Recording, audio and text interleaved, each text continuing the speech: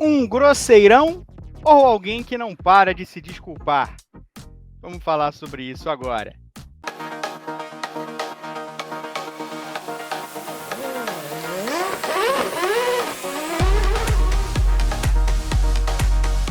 Bom dia, boa tarde, boa noite, amigas e amigos do Grande Prêmio. Espero que tudo bem com todos vocês. Pedro Henrique Marum por aqui para fazer esse vídeo em fim de semana de corrida. Claro que eu não vou falar sobre a classificação ou as atividades de pista na Bélgica, porque tudo pode mudar muito rapidamente. Para isso, nós temos o briefing, como tivemos ontem depois do segundo treino livre, como teremos logo mais depois da classificação, e também amanhã, antes e depois do GP da Bélgica.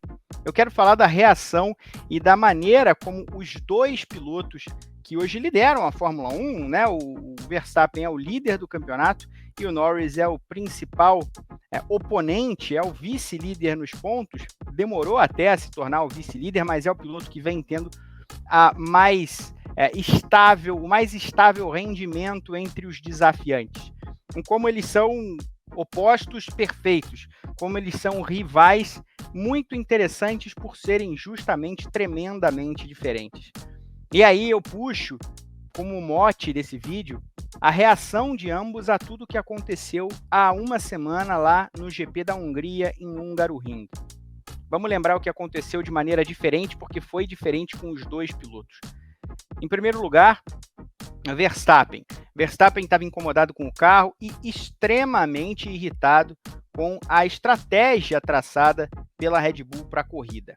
Saiu rapidamente de qualquer briga pela vitória, acabou mais atrás, tentando atacar Hamilton, enfim, teve o acidente, e aí o Verstappen não entrou nas primeiras posições, brigou no rádio, aí o engenheiro de corridas dele, Gianpiero Lambiase, em determinado momento falou que isso era infantil, depois a Red Bull disse que não era infantil para ele, enfim, não importa. Mas houve uma discussão que foi grave, eu não vou dizer aqui que ela foi certa ou errada, acho que essa é uma outra discussão, não é o que eu quero trazer, mas foi uma discussão digna de nota, sem dúvida nenhuma, muito forte, muito ríspida, diferente daquelas que pilotos e seus engenheiros costumam ter. Por outro lado, o Lando Norris. O Norris perdeu a liderança da corrida na largada para o companheiro Oscar Piastri, e aí, por conta de uma estratégia também confusa da McLaren, ele parou antes, acabou fazendo o undercut, tomando a primeira posição. Pelo momento em que a McLaren o chamou, e chamou o Piastri para os boxes, não por conta do ritmo de pista. E aí a McLaren pediu que a inversão fosse feita na pista, que o Norris cedesse de volta à primeira posição, que de direito era do Piastri, e ele demorou meia corrida para fazer isso nas últimas voltas, não tinha porquê. Depois falou, não, é assim que as coisas funcionam, a McLaren botou panos quentes depois da corrida, ninguém gosta de devolver posição, ainda mais quando você lidera. Não se criou um grande problema, pelo menos público, e aí o Norris veio agora na Bélgica já pedir desculpas. Pediu desculpas ao Piastri, disse que não devia ter tomado esse momento ou atrapalhado esse grande momento de glória, que é a primeira vitória na Fórmula 1. O Norris sabe como é isso, né? Esperou por muito tempo, conseguiu a primeira vitória em Miami há algumas semanas, alguns meses, na verdade, mas nesse ano já. E aí voltou a se desculpar.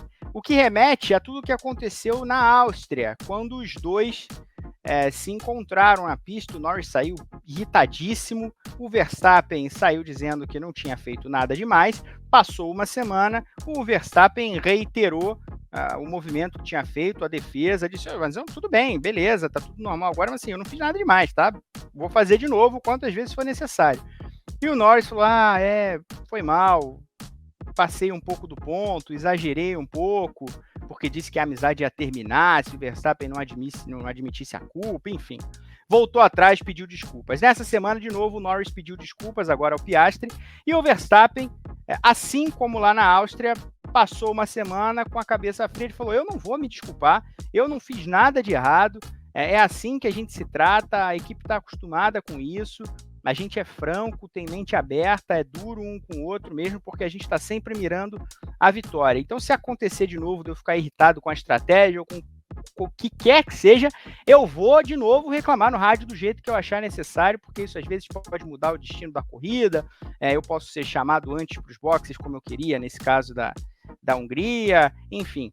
Assim como a discussão que houve sobre ele ter ficado até a madrugada do GP da Hungria, andando de automobilismo virtual na equipe dele, que até o Helmut Marko escreveu na coluna que ele tem numa revista alemã no meio de semana que houve um acordo entre a equipe e o Verstappen para que isso não acontecesse, né? Ele ficou até as 3 da manhã no videogame, para que ele não fizesse mais isso em fim de semana de corrida.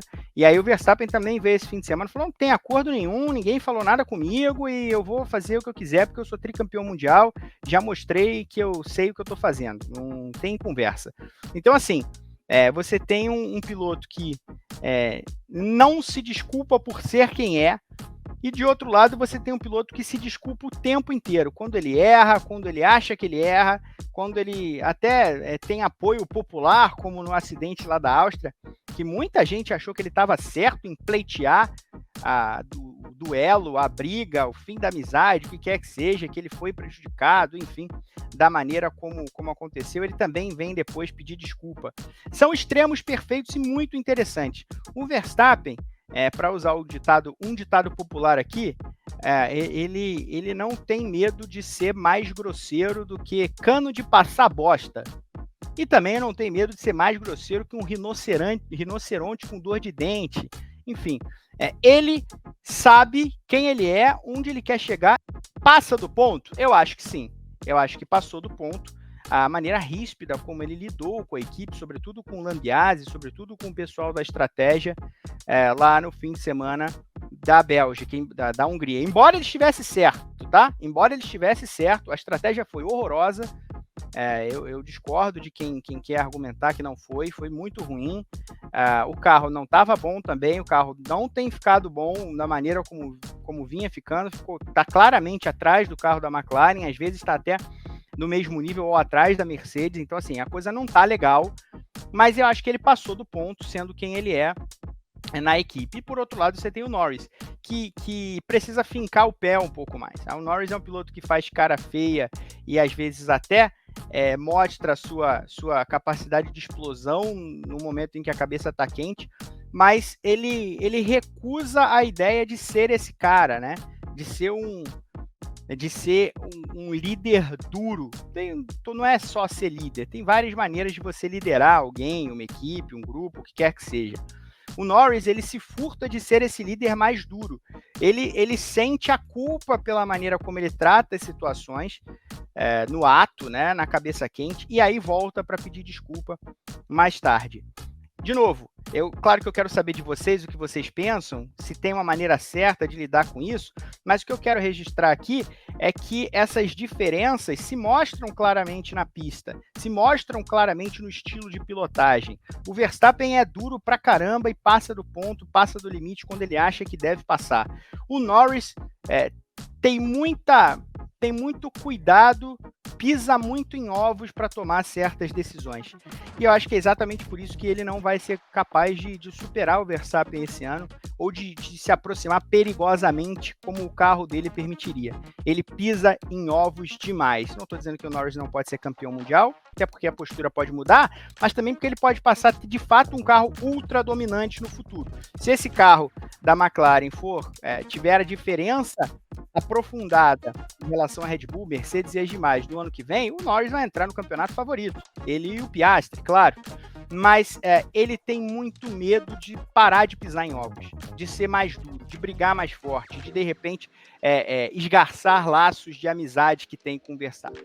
Portanto, encontra os dois numa condição de rivais perfeitos. Mas quem leva vantagem, pelo menos até agora, pelo menos por não ter medo de ser é o Verstappen. Isso na pista, claro. E vocês? Vocês acham que tem uma maneira certa de lidar com essa situação? Ou é algo circunstancial o Norris está levando a pior para o Verstappen? Peço para que vocês curtam o vídeo, curtam o canal, deixem seu comentário, porque o seu engajamento é muito importante. Valeu? Até mais!